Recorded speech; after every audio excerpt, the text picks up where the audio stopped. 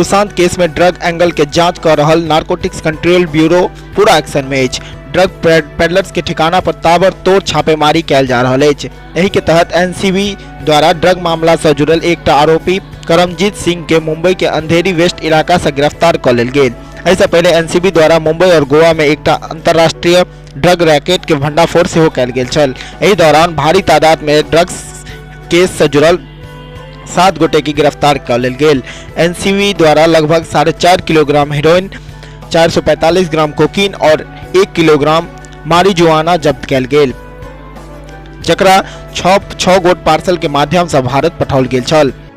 रिया द्वारा एनसीबी के सामने लगभग 15 गो बॉलीवुड हस्ती सबके नाम लेल गेल जे ड्रग्स के इस्तेमाल करे छथि। ई सब आब एनसीबी के निशाना पर छथि।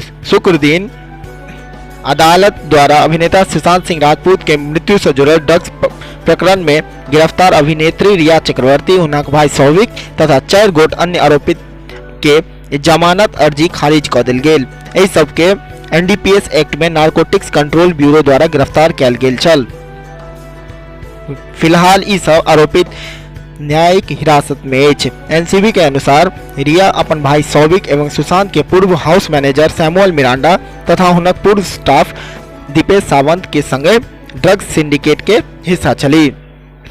रिया द्वारा अपन जमानत अर्जी में दावा कैल गेल अछि कि हुनका एहि मामला में फंसायल गेल अछि। ओ एनसीबी द्वारा 3 दिन तक पूछताछ के दौरान दर्ज कैल गेल कबूलनामा से मुकर गेली।